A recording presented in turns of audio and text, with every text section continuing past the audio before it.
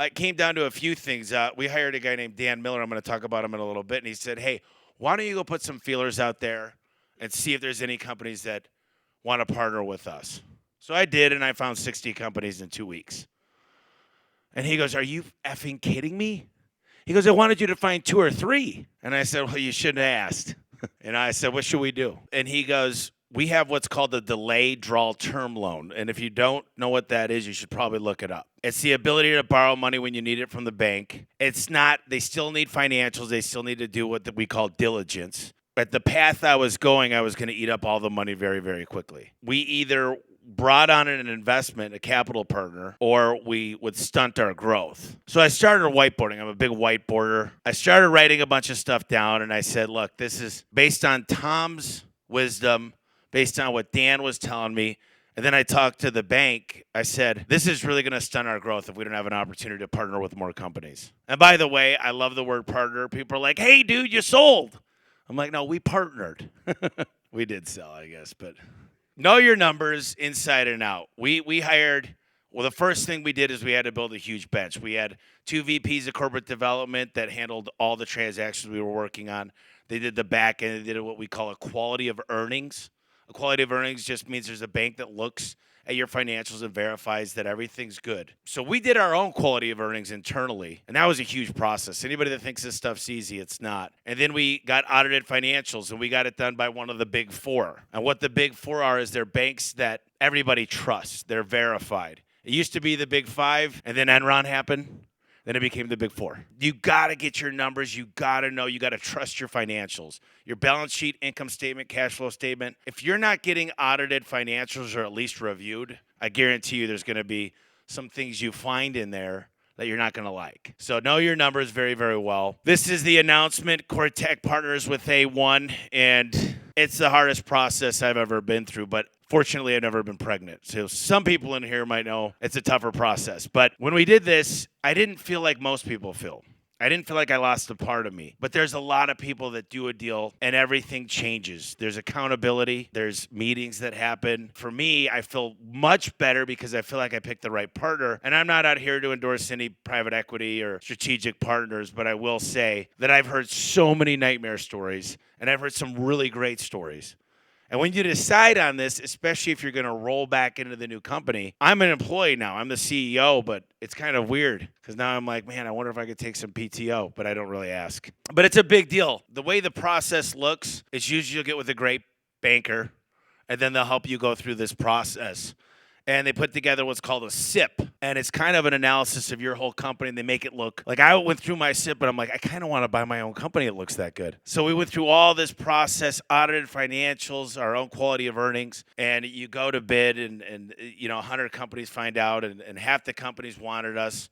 And the variance of what they wanted to pay was astronomical. It was like, I can't believe some of these people at the bottom even showed up, but it's very, very interesting because if you find out what the true meaning of private equity is, it's financial engineering. Financial engineering. These guys are still borrowing money to buy your business. You're just getting way better leverage, way better opportunities with the banks. They've got way more capital and they've got a proven track record, but they are financial engineers. And the average private equity company is happy if they 3X you in 5 or 7 years. I'm not happy unless they do a 10X, but if I have a realistic goal, 5 to 6 is considered amazing. So I rolled quite a bit. I'm still almost half the owner. And I'm going to talk about some of the things we did. First of all, I talked to my buddy. This is Eric Van Dam. I got to know this guy over the last 4 to 5 years, and this dude answered all my questions. He would talk about David Geiger. He would talk about Leland. He would just tell me, hey, this deal just happened. Hey, this dude sold here. Hey, this is what's happening here. I went to him for everything. I mean, give it a take a mile. I was taking a mile from him. And I'd call him every day, and I'm learning about these processes. I'm going to visit Dave Geiger, Leland. I spent time with Ken Haynes, Ken Goodrich. Some of you guys know these are the titans of the industry in home service, and I really try to emulate what HVAC have. Now, right now, we have 21,000 service agreements. We use 22% of our business comes through promotions, which is financing. Good. That's what we emulated, and Cowan, this guy Eric, helped me out a lot. And there's one thing I knew I had to do because they were going to look for my biggest weaknesses. I had to build a team of badasses. We built our team. It's a very strong team because they're going to have what's called management presentations, depending on the size of your company. And you got to sit there, and there's a lot of steak dinners. Has anybody ever gone through this process? A couple of you, yeah. So I got sick of eating red meat after this because I had so much steak. But, it's a great experience, and I was nervous as hell because it's coming down to the nitty-gritty and just the way that it works. The one thing you're always going to have a hard time with is what's considered an Addback. I thought an Addback was anything. I'm like, shoot, I'll just spend another $100,000 before we do the deal. I'll just add it back. But there's certain things. It's like I don't know what the show was. I think it's The Office, where he's like, "Oh, it's a write-off. I'll pay." It doesn't work like that. Like write-offs don't work, and add-backs don't work the way we sometimes think. So if you don't know what an add-back is that you could add back to your EBITDA, I'd really focus on figuring that piece out. This is what I would consider a platform company, is I could take this company and roll up underneath it a bunch of companies underneath. And I could take their same principles from this platform, and I know I could increase those 4 KPIs we talked about. The average ticket, the conversion rate, the booking rate, and the cost per acquisition. Do they have a really good price book? Are they using the right CRM? Do they know how to get trucks? Do they understand? Do they have a great training program? Do they have an expected result every day? These guys are putting out, sometimes $1 billion at a time. I wasn't quite there. I wish I was. They go through and they want to find out everything. They're going to do your background check. They're going to look into your business, depending on how big you are. 20 million of EBITDA is kind of what I've learned in the last few years is a threshold of where they're really digging in hardcore. But these are some of the things that they look for. Is there a really nice org chart? Do they feel like their goal is to sniff out the weakest link and say, if I get an extra person in that role, I know I could go up 10%. If I could work on their cost per acquisition, if I could fix their Google. They want to add value. Some companies will be in your backyard hanging out with you every day. Some companies you'll never hear from unless you want to talk to them. I need both. I'm an in-person learner. I took a lot of online classes. I much more prefer being in the room and somebody holding my hand. So we went through and we started reporting with them, and we go through 50 pages slideshows, and it opened up my eyes to so much stuff. Like things that I didn't know. They took the best. They see about 1,000 companies a month, and they said, here is the perfect things to look at. And Tommy, I'm a big numbers guy, and they said, you're going to love this. And I really did. I sat there and I said, wait a minute. This is crazy. How'd you guys come up with this? And we went through it, and I could just see, as good as we are, I always say, we're the best we've ever been, but we're the worst we'll ever be. The power of buying or selling. Has anybody ever heard of the word arbitrage? Arbitrage means I buy it here and I can sell it here for more. So when I was younger, I used to buy Bowflexes. I'd buy them on Craigslist and sell them in the Arizona Republic. I'd buy them for $300, sell them for $1,000. That variance is $700. That's arbitrage. If I buy something in another country, like Cuban cigars, if I was able to bring back thousands and sell them in the States, I buy them for $100, sell them for $200. That 100 is arbitrage. And arbitrage is my favorite word in the dictionary. I used to think it couldn't be legal. How could this be legal? I buy it for this and sell it for this for businesses. I will tell you guys, I've got the smallest companies that I've ever met in other industries coming up to me on a daily basis going, I'm going to be like you, and I'm just going to buy and sell companies. And I said, well, show me your numbers. Like, oh, we're still working on those. Where's your training center? Oh, dude, don't worry. We got that covered. It's not that easy. When you buy a company with a different culture, different lifeblood of the business, different important people there, it is the hardest thing in the world to integrate a new company versus greenfield your current culture. And what the businesses are going to do is they're not going to tell you, go buy all these companies. They're going to say, buy one, fix it, make your culture, and then greenfield grow it. So let's take a company that's doing $1 million of EBITDA. Let's get them to $5 million over the next 3 to 5 years. Funds usually last 7 years, but a lot of these guys, they got to wait 3 years. They got to hold on to your business for 3 years because of tax laws. They're not going to sell it under 3 years. So if you're flying up, you're going to do really, really good if you get it after 3 years. Every situation is differently. So arbitrage we covered, fixing companies, economies of scale. I mean, as I buy more companies, I'm renegotiating with my vendors. The trucks are becoming cheaper. I've renegotiated with Milwaukee. I've got different types of gas cards. I get bigger rebates. And all those things I look into when I'm buying a business is how can I fix these KPIs? How could I buy better? And then I look at what kind of talent are we getting? I think the big thing for me is if I could get a really, really great person out of the deal that I like, trust, and actually care about, that's what I'm trying to do right now in the early stages. And we're a pretty big company. I mean, we did a little over 30 million of EBITDA last year. I mean, things are going good. EBITDA is earnings before interest, tax, depreciation, and amortization. It's a very fancy way of saying profit. And EBITDA, EBITDA, EBITDA, so different people say it different ways.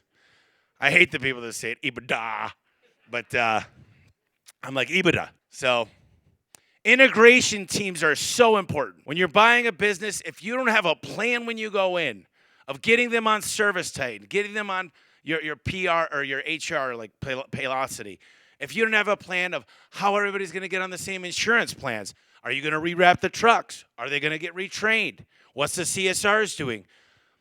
I know of a business, and I'm not going to go into names, but they just started buying companies. And they had to halt for 2 years because none of the companies walked or talked or act the same. There was no expected result. One of the companies was the best in the world at service agreements. The other one was the best in the world at promotions. The other one wasn't doing any of them. And if they don't walk and talk and act the same, a lot of these junior guys in PE, they go, oh, yeah, we're just going to roll up the HVAC industry. I'm like, oh, really? Good idea. Where'd you come up with that one? And they're like, oh, no, I got 5 companies. They're each doing $500,000 of EBITDA. I'm like, okay, so you're going to make them how much HVAC experience do you have? Well, no, I don't need none. What CRM are you going to use? We're going to figure that out later. What finance company? How are you getting your trucks? I think these guys think blue collar is easier, and it's not. We all know it could be a pain in the ass, and these guys have a rude awakening, but I would say look in the mirror and take full accountability for your business. That's the best advice I could give. I just feel like when I learn this stuff, if you guys don't pay attention to these things, like this is like Ken Goodrich called me, and he goes, dude, he goes, when you do this, you're a pretty bright guy. He goes, but I want you to be a student, and I want you to take notes. I want you to write down when you learn how to become a financial engineer and what these guys do with their banking relationships. He goes, I would give up my plane and all the money I've made to be 39 again. And I'm going to say 39 forever. But he's like, because what I know now is unbelievable. So there's really good things about going into it. If you're willing to learn, it's a really good opportunity. And for me, it's just, I knew I've done the math over and over again. This makes me not only more money, but we're going to talk about some other cool things that happen from it. A lot of people lose their identity. They don't have a plan. I've talked to people 60, 65, 70, even 55. Some of them have owned their business for 30, 40 years. And they go, well, what am I going to do? This is what I know. What does my life look like after? So you guys got to make sure if you're going to buy a company, you got to answer that question with the other owner that you're partnering with, or you need to figure out what you're going to do for yourself. Some people think they're going to just disappear into Florida or California or go to Tahiti, and that's fun for 2 weeks, and they go, man, I should have not done that. But there's never the right time. Everybody thinks, man, and listen, if you're spiritual and you pray about it, I think that's probably the best thing you could do. But there's never a good time. It's never going to be, oh, yeah, I'm ready. You got to figure out what your life looks like. And the best advice that I could give you is everybody says, well, what am I going to do for you afterwards? And so have a few different plans. And what I try to do is, how many people here heard of a KPI? Good. How many people here heard of an OKR? OKR is outcome and key results. So I want you to write down what you want, your dreams, what your life goals are, and the outcome and key result. And really think about it. Peel back that onion and really understand what you want out of your life. Maybe you want to get closer with your mom. Maybe you want to take your dad fishing. Maybe you want to take your kids to Italy for the summer. I don't know what you want. Maybe you want a bunch of rentals. But until you have it written down and you've got a plan of attack, don't do anything rash. Like, you've got to figure out your life first. And this is hard. Not a lot of people tell us to dream again. And I think it's important that as business owners, managers, leaders in the community, we need to have a plan going into this stuff. So get your plan together and figure out where you're headed. And if you don't have it written down and you don't understand that, you're going to have a lot of problems in life, because this is how I started everything. If I'm going to make a video, just say for my coworkers to do recruiting, I have a plan on what I'm expecting that video to do, and I'm going to say, what does this video need to be about? So these are all little things I've learned through this process. So Ken's going to ghettoize the country. I decided I'm going to just get great companies and use their name because my process works. There's some advantages of ghettoizing the nation or A1 garage door. A1 doesn't work because I guess other people thought of the name A1. But when you're thinking about your company, that's shame on me. But I figured out that our process works on any company. And why would I take a company that's 35 years old, that's getting more calls than you've ever imagined? They've been a part of that community for 30 years. No one's ever heard of me. So I could take the model, rebrand them, make their brand look amazing, unless it's like a crazy name like, I don't know. I'm not even going to come up with any. But it's got to be a cool name that says what the company does. And then we rebrand it, the same name. We get them on a service tent. We go through the process, and it's worked out really well. So this is a cool little video. We partnered with a company. His name's Don. And we sent back all the technicians to get trained. They're out of Denver, Colorado. And these guys looked at me and they said, you know, we're not very happy. We drive old trucks. They're like, we don't know if we could trust you. And so I called them almost every night. And they all hung out. This was like a little family. One of the guys had been there 14 years. And I said, I'm not going to let you guys down. You could believe me. You could trust me. If you show up, I'll show up. And I tell these guys, I just talked to our new class of almost 30 technicians. And I said, guys, I promise you'll get to know me a little bit. This process, you're going to like me because I care. And I'm going to show you I care, each and every one of you guys. If you need me, here's my cell phone. I'm going to give you guys the best trucks in the industry, hands down. I'm going to give you guys the best training, hands down. I'm going to give you guys almost $4,000 worth of tools. You're going to believe in our marketing. You're going to believe in our team. There's one thing I can't do for you is look in the mirror and smile and say, I'm a badass. And you got to love yourself first. And so at Don's, they were a little bit broken. Their trust had been taken away from them. And I don't, Don's a good owner and he's been in the business for 35 years. I don't think he was excited anymore. But here's what we did with Don's, and I just want to show you guys. This was the guy that's now managing that market within 4 months of partnering with them. He's managing it all, and this is Seth. Let's hear from Seth, a vet tech who's been at Don's Garage Doors for nearly 17 years, talk about his experience learning the A1 way. The old mentality was you didn't get a lot of training. When I was running 6 to 8 calls a day, I didn't care what the name of the customer was. We're used to fixing portions instead of taking a look at all the other pieces that really make this whole system work. We're used to running an old truck that breaks down, and when you're broken down, you're sitting on the side of the road, or you're entirely out and off the schedule for a week or so. To take that kind of money out of an individual's pocket, it really hurts. What would happen to Seth if I talked to you 6 months ago and said, hey, you're going to go work at a company and you're going to go with the guy that's going to do 10 grand on 3 jobs with no door installs? I just said, no way is that even possible. The way we were doing it, that doesn't even make sense. To take care of the entire customer was just entirely out of our vocabulary. It is a strange feeling, Tommy, to be in such a supportive environment. It was one man in a truck. Yeah, I was part of a team and part of a company, but it was a one-man experience, a one-man show. This support system, it feels amazing. And the brotherhood and sisterhood that you have built here is kind of not normal, and at least for me, it doesn't feel normal. But as I've been here, it just feels more and more right. Like there's no other way that it should be. There's no more, ceiling. It's just an up and up and up at this company. The new vehicles that also are provided, you've got, fresh training, fresh tools, and a fresh truck is phenomenal. A couple weeks ago, I was part of a team that I wasn't loving, and now I'm part of a team that makes my heart sore. You brought the fire back in an individual, and I hope every one of my technicians has that same fire by the time they're done with the training. I really, truly hope everybody who is sitting in the training with me right now comes out with the same fire that I feel from this company. I get goosebumps because I get so excited. And it doesn't always go as great as that. Don's and Seth what an amazing company. And I'll tell you, we've got a really big marketing machine at A1 Garage Service. I love marketing. I love sales. This guy was keeping 10 technicians busy without being on Google. So I showed you guys the 4 KPIs I care about. They were killing us on acquisition costs because they had past customers, stickers, the name was out there. So if I applied my average ticket, my face-to-face conversion rate, and my booking rate, and got the acquisition cost below $50 a lead, which we're well below that, and then we added PPC, LSA, GMB, and organic, and we added Bing, and we added Home Advisor, and all this other stuff. But they're 6 weeks out. I mean, they're so slammed right now. We got 7 new guys at Don's that started last week. And the opportunities are endless, but we also bought another company, and I won't go into detail, and we didn't treat the customers. They had a lot of high-end clients that deserved VIP treatment.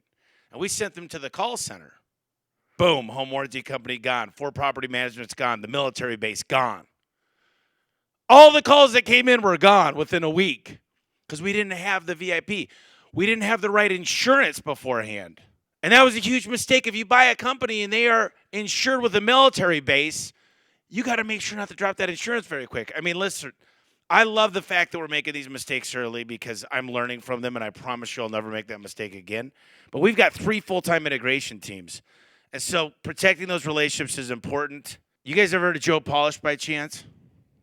He's got a rule. It needs to be ELF. Easy, lucrative, and fun. And if I meet a business owner that I'm going to work with, I will not even look at a company if I don't have fun.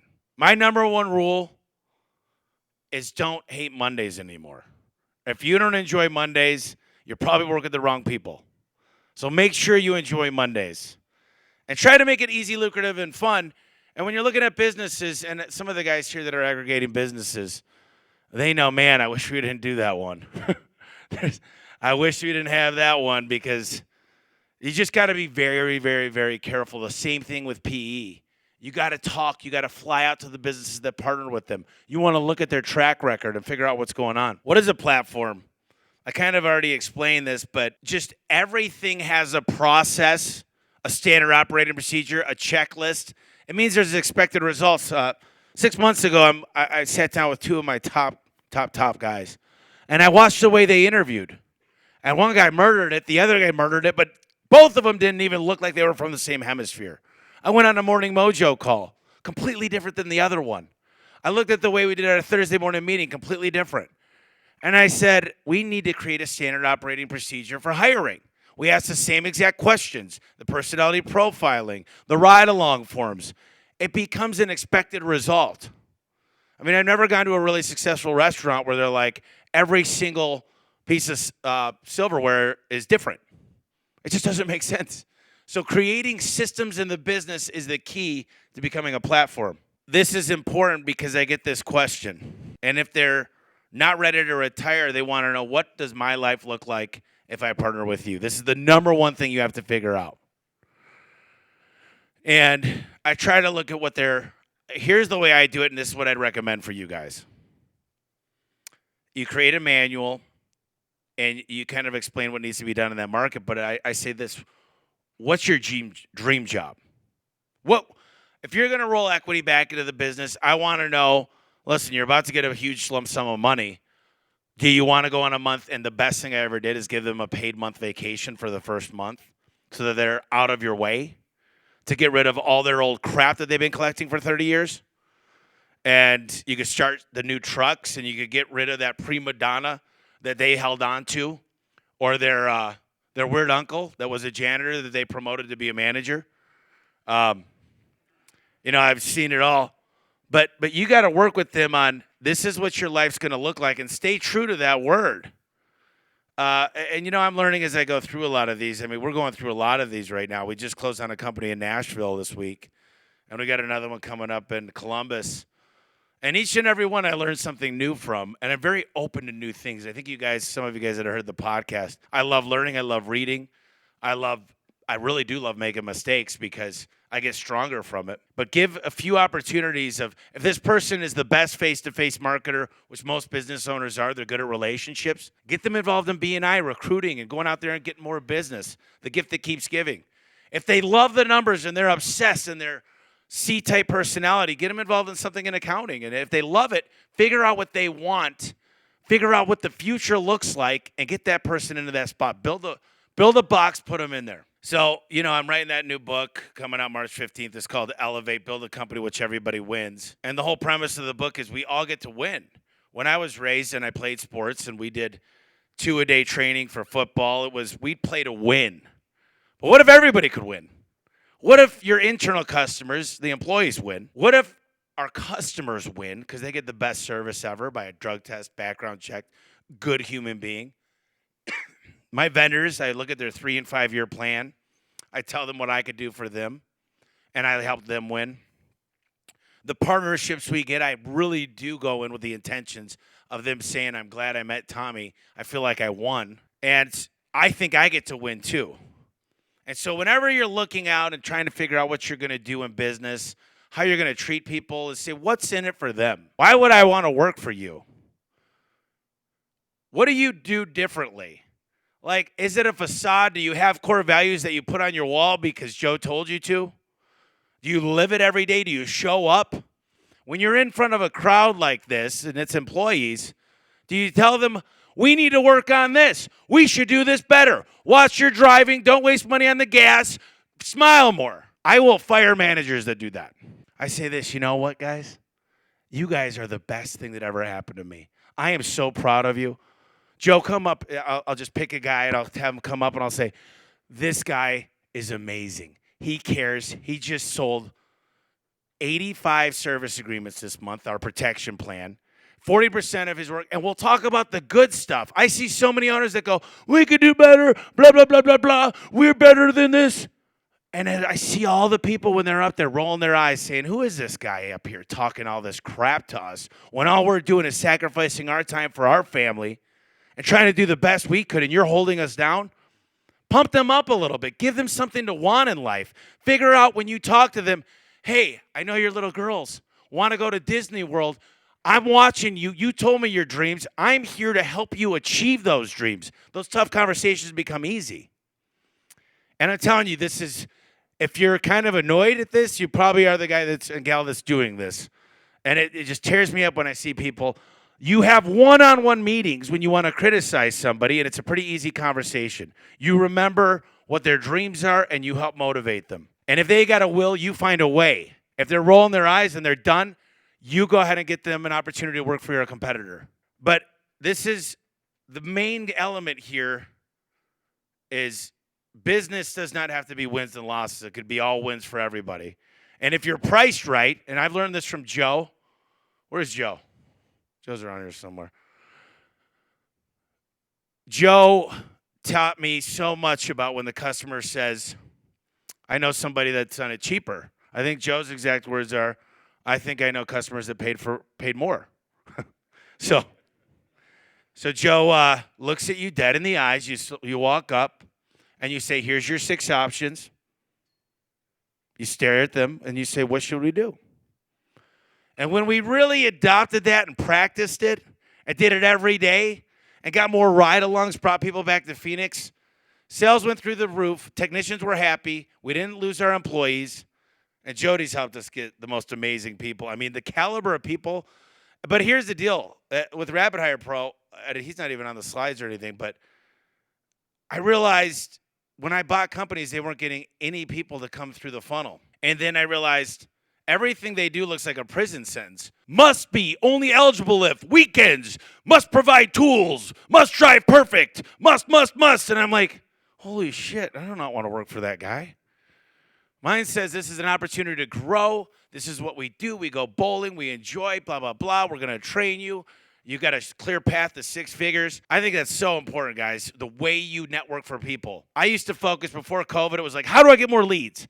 How do I make the phone ring? How do I rank on Google? Now I'm like, I realized 1A player is way better than 3B players. And if you want to see the math ever, call me up. I'll prove to you that just getting your KPIs right, getting a high conversion rate, average ticket, booking rate, and low acquisition cost can triple your business. And losers say I need more leads. Because when I look at it, I say, show me your top guy versus your bottom guy. There's this much variance. You don't think you need to do a better job training? You don't think you need better reviews? It's easy. We were spoiled for the last 3 years. Yeah, we need more leads. Well, everybody needs more leads. My guys that are getting 1 to 2 leads a day right now are going, listen, man, I know you're doing whatever you can. I'm going to spend at least 5 to 6 hours with each customer. And I'm like, that's weird, but I love it. So my dream's so big that everybody else's dream gets to fit inside. That Red Bull kicked in. I'm sorry that I was dull the first half an hour. The equity incentive program. So we parceled out 30%. I worked with Foley, my lawyer team. And the way that equity incentive programs work, and there's a reason that every private equity company uses these. There's not one that doesn't have profit units. Is they put in the ceiling. So let's say your business today is worth 10 million and you find this amazing CFO and this dude is like a ninja. You tell that guy you don't start making money and it's a 5-year vesting period and you can make it a 3-year vesting period. You can make the goals different. But now everything he helps you grow to, you could give him a percent at that $50 million. So if it gets to 100 million, he's got 1%, 500,000. But there's still a multiple on that. If it's 10, he made $5 million. But this is what I did, and I made, listen, everybody in my team earned their money, but we had 25 millionaires born out of the deal. That happened 2.5 months ago. And they thought I was crazy. They're like, how much money did you give away? And I'm like, well, dude, these guys, every row was going in the same direction. Everybody was sprinting. The stuff we were able to do, people were working weekends, nights, because I remind them of their dreams and why we got started. And it was amazing what you could do if you've got other owners in the company looking out for what you're working on. Some people, it's not the right time, and I'm not saying this is the first thing you should do, but if you're trying to grow quickly and you're trying to have people take complete ownership, this is the best program I've ever seen. And there's not a PE company alive. There's not a public traded company that doesn't give stock options. It's the same thing. They're owners of the company now.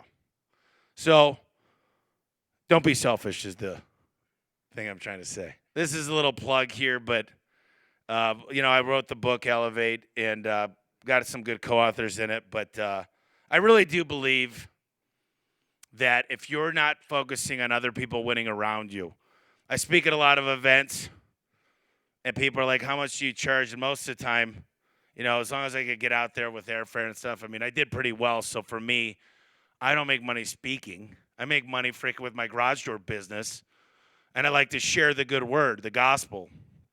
I get a lot of pleasure out of watching people succeed around me.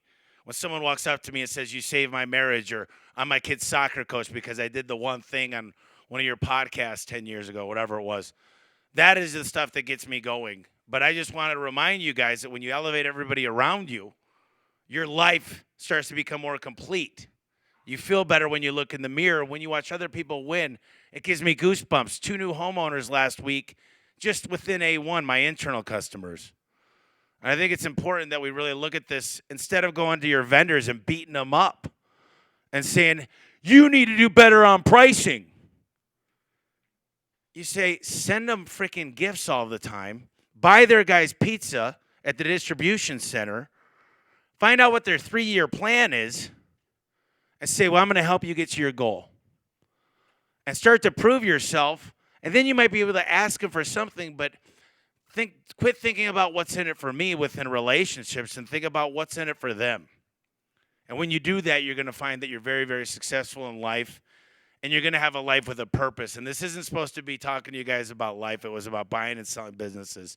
But this is a big piece of it, because if you're not content with yourself, if you don't feel like you're a good influence on humanity, there's a lot of things we can work on. But I wanted, and I don't know if I got 2 minutes, but does anybody have any questions? I don't know if I got a integration. Oh, if you guys go to tommysrolodex.com, I put in an integration checklist. There, good. I didn't know. I haven't gone through the slideshow yet, actually.